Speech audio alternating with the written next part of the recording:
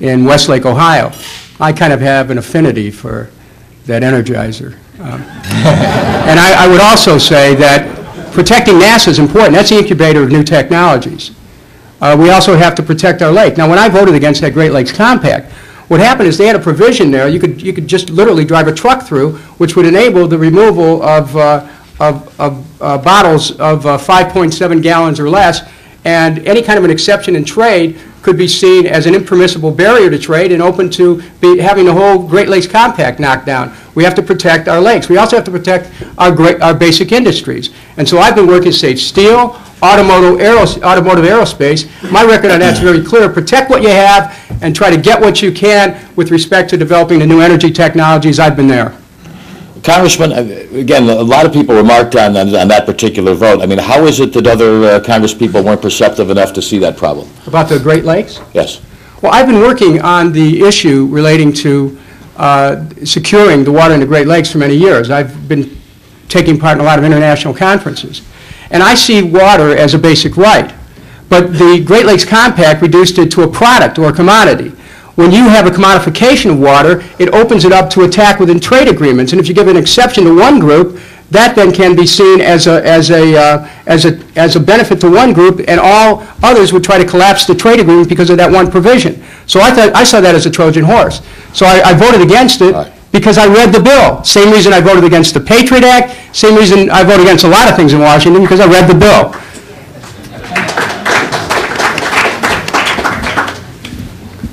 All right.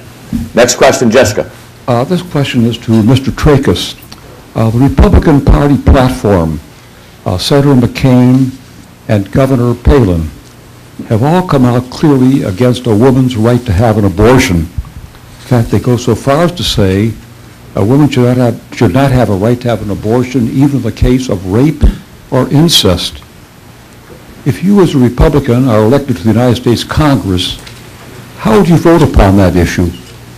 Thank you for the question. I stand for life. I was born 2 months premature. My mom's here today. I think when you promote a culture of life, you create a much greater society. And I believe that fundamentally, when we decided to play political games with that issue, we really have fallen down. There's 40 million less Americans than there were in 1973. I believe that abortion should be illegal except for instances of rape, incest, and the life of the mother. I also don't support the death penalty. I think what God has granted to us, let He take and He alone.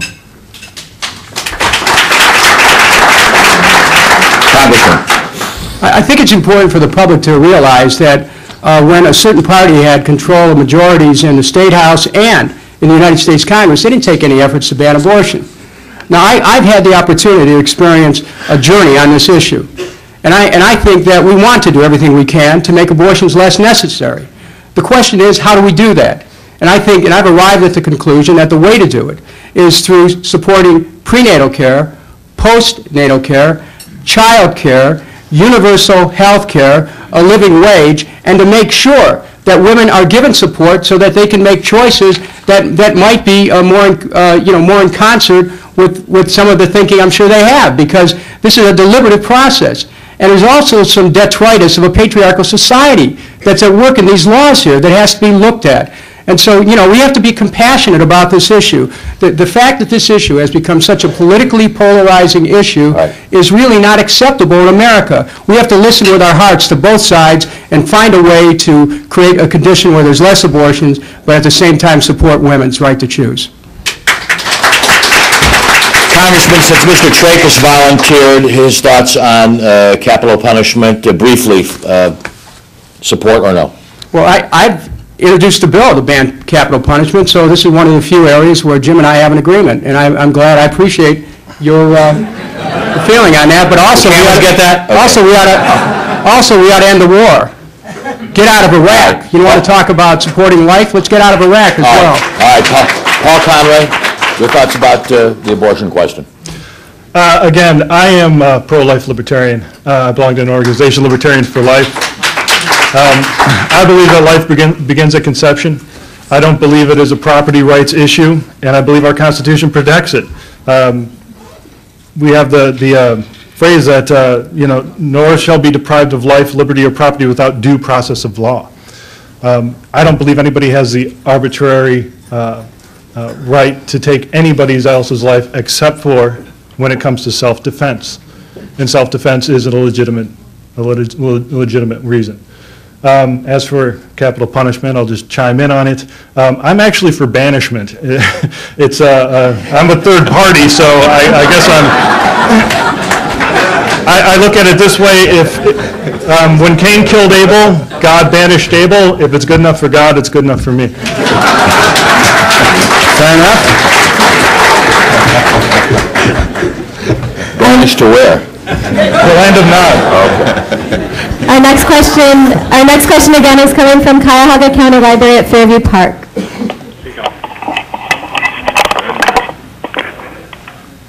Speak.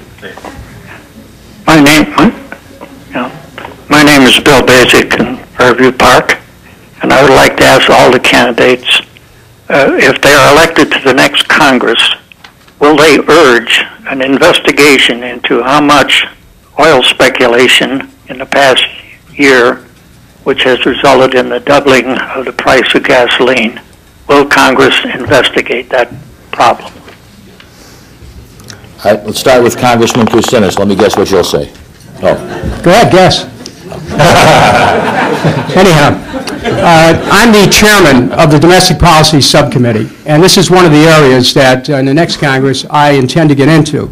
I led the effort in the Congress challenging the legitimacy of the war because, as many people across this country know, the war was in its core about oil, about controlling Iraq's oil. And yet the war did not do anything to reduce the price of oil. What we saw is, since the Bush administration came in, the cost of oil has skyrocketed. We need to do everything we can to move towards alternative energy so we're not strapped by these oil companies. But if we're going to go after the speculators, and we should, then we need an investigation where we have the ability to reach deeply into Wall Street. And because of my ability to be able to take an independent approach, because I can't be bought or bossed, I'm in a position where I can force these people to come forward, have them raise their right hand, testify under oath, and get to the bottom of this speculation, which is one of the underlying reasons for the high cost of oil in our economy. Jim Trakas. Before I go to the land of Nod, east of Eaton, thank you. The reality is that there are multiple factors, and we should know what all of them are. The fact that I support drilling for oil here in America and the Congressman doesn't, I think sets us apart. That's American jobs, as well as it's so much easier to bring things to market from America rather than importing things from overseas. This is a national security issue, so we should absolutely get to the bottom of it, but I wouldn't just leave it at this. If speculation is an issue, then we need to address it. It's the regulations that we have that make it difficult to drill here, to make it difficult to refine here. Our government did this to us, folks. You should be angry about this. They're the ones that made oil and gas more expensive to us, and we ought to get to the bottom of it. Paul Conroy? If I'm elected to Congress, yes. I think it's in the Constitution. To regulate commerce is a job of the United States government. I think the other thing is Mr. Trakas pointed out, is if there was no fraud and no coercion, and it's just because of how tight the market is, if we open up this market and free this market, it gives the speculators less control, and these things won't tend to bubble as much. All right, I'm getting signs that we have one more. I'm getting a conflicting sign here. All right. Lady in the orange in the back. Speak loudly. Congressman, on the issue of abortion. Then when you decided to run for president and began to solicit campaign contributions from Hollywood, you became an advocate for federal financing of late-term partial birth abortion. How can the residents of the 10th District of Ohio trust you on any issue when your position on the issue of such a core moral matter is up for sale to the highest bidder?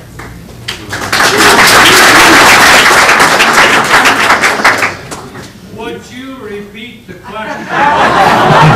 All right, I believe that, okay. I'm Congressman will both summarize and answer.